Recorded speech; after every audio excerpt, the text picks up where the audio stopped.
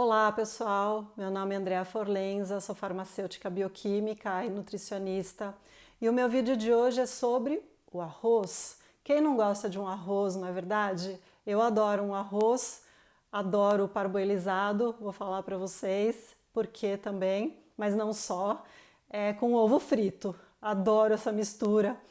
Então, eu fiz uma enquete há pouco tempo atrás, perguntando se todo mundo conhecia a diferença, sabia das diferenças entre os tipos de arroz, e a maioria falou que não. Então, nesse vídeo, eu resolvo explicar um pouco.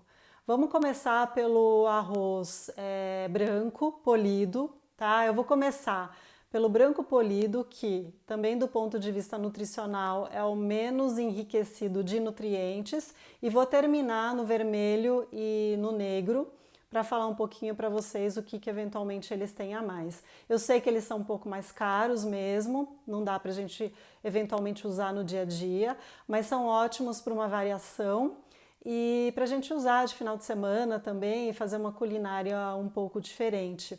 Vamos começar então pelo arroz branco polido, porque a gente também tem o arroz branco parboilizado, tá bom? O arroz branco polido, por que ele tem esse nome? Ele passa basicamente por dois processos. O primeiro é de retirada da casca, então do descascamento, e o segundo processo é onde acontece a retirada do farelo do grão. A retirada desse farelo é feita por um processo de lixamento, por isso que ele é polido, porque é como se ele fosse lixado e aí retira esse farelo, então com isso ele fica todo bonitinho, é um arroz extremamente atraente do ponto de vista visual, delicado de sabor, fácil e rápido de fazer, mas em termos nutricionais acaba sendo que menos tem fibras, menos tem proteínas, menos tem ferro e vitaminas do complexo B praticamente ele não tem, porque essas vitaminas elas ficam concentradas na parte mais externa do grão. Então esse é o arroz branco. Quando a gente migra, polido, né? Quando a gente migra agora, por exemplo, para o arroz parboilizado, aí a gente pode ter o parboilizado branco e o parboilizado também integral. Existe esse arroz nas duas versões. O parboilizado, esse nome vem do inglês, de partial boiled, que significa parcialmente fervido. Então ele passa por um processo de aquecimento em água antes de um outro processo de gelatinização. E quando ele é aquecido, esse grão ainda intacto, parte dos nutrientes que estão concentrados na parte mais externa do grão migram para a parte interna.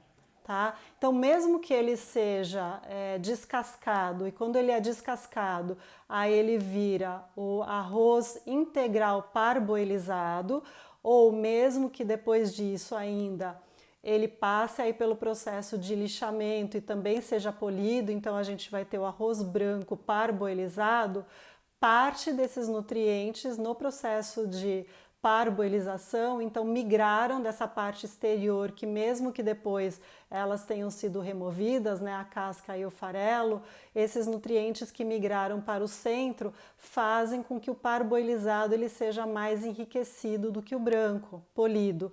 Então ele vai ter mais fibras, ele vai ter mais ferro, ele vai ter mais proteínas, e ele também já apresenta alguma coisa do teor de vitaminas, por exemplo, do complexo B. Tá? Então, ele eu diria que talvez seja um arroz do ponto de vista nutricional aí intermediário entre o branco e o integral, tá bom? Também é fácil de preparar, o sabor é ótimo, então aqui em casa muitas vezes é o arroz que eu acabo utilizando porque todo mundo gosta, né? Quando a gente não quer eventualmente fazer um arroz integral. O branco polido eu acabo não comprando, eu sempre dou preferência para o parboilizado. O arroz integral. Bom, o arroz integral ele mantém aí praticamente todos os seus nutrientes originais, as suas características. Ele passa apenas por um processo de descascamento, porque existe uma casca que é bem mais grossa que fica por fora. Então é essa casca que ela é retirada, mas em geral é um grão in natura, é como ele está na natureza, não passa por outros processos. E também o seu teor de fibras, proteínas, ferro é bem maior do que o dos anteriores, e também as vitaminas do complexo B, aqui no integral você já começa a ter um teor bem mais interessante, tá? Claro, é um arroz que demora mais para cozinhar, não é todo mundo que gosta do sabor, então ele pode ser utilizado também eventualmente junto na alimentação, pode se intercalar com os outros, às vezes pode fazer uma mistura, não cozinhando junto, mas às vezes você tem um pouco do branco e um pouco do arroz, pode fazer uma mistura dos dois, se quiser incrementar um pouco o teor de fibras e nutrientes, então sempre dá para a gente montar algum esquema, digamos assim, para que ele também possa fazer parte da nossa alimentação.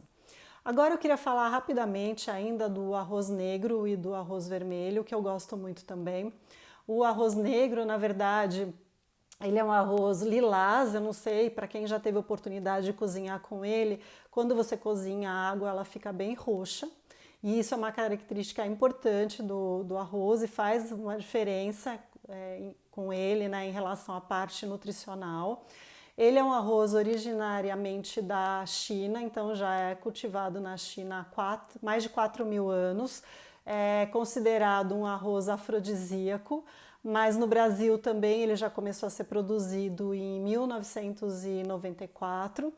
O teor de nutrientes, conforme eu estou falando, o teor de nutrientes vai aumentando. Então, o teor de proteínas, teor de ferro, de vitaminas, magnésio, né, outros minerais, fibras vem aumentando conforme eu venho falando desses tipos de arroz. O arroz negro ele demora mais para cozinhar também, ele tem aí um gosto de castanhas, de amêndoas, eu acho ele bem interessante, ele é bem gostoso e na realidade ele é roxo, ele tem essa coloração por conta de compostos fenólicos que ele tem, principalmente antocianinas, que são compostos antioxidantes. Então, além dos nutrientes mais conhecidos e básicos que a gente já falou antes, fibra, ferro, magnésio, vitaminas do complexo B, proteínas, aqui a gente ainda inclui um pool de antioxidantes, tá? Então é um arroz também que vale bastante a pena.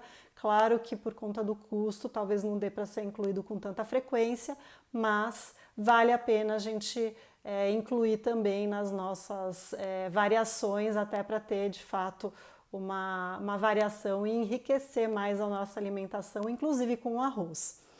E por último, quero falar um pouco sobre o arroz vermelho. O arroz vermelho, muita gente também acha que é um arroz super novo no Brasil, mas ele não é. Na realidade, o arroz vermelho ele foi o primeiro arroz a chegar no Brasil, veio dos Açores, isso no século XVI, entrou pela Bahia, mas se consolidou principalmente o consumo na Paraíba e no Rio Grande do Norte, no Maranhão também, mas depois eles tiveram um problema lá e acabou entrando o arroz branco polido, então o Maranhão já não é um estado que consome tanto esse tipo de arroz, mas na Paraíba e no Rio Grande do Norte ainda é o arroz mais consumido. Ele também é altamente nutritivo, tá? É cultivado nessas regiões. A cor, né? Por que ele tem essa cor vermelha? Assim como o arroz negro, ele também possui os compostos fenólicos. No caso, são compostos os mesmos encontrados, por exemplo, no vinho e nas uvas. Então, também são compostos antioxidantes. Para a gente ter uma ideia, o arroz vermelho ele tem 3 vezes mais ferro e 2 vezes mais zinco do que o arroz branco polido. Então a gente consegue ver a diferença do ponto de vista nutricional. Ele também demora um pouquinho mais para cozinhar, mas é um arroz também bem interessante para a gente tentar incluir na nossa alimentação.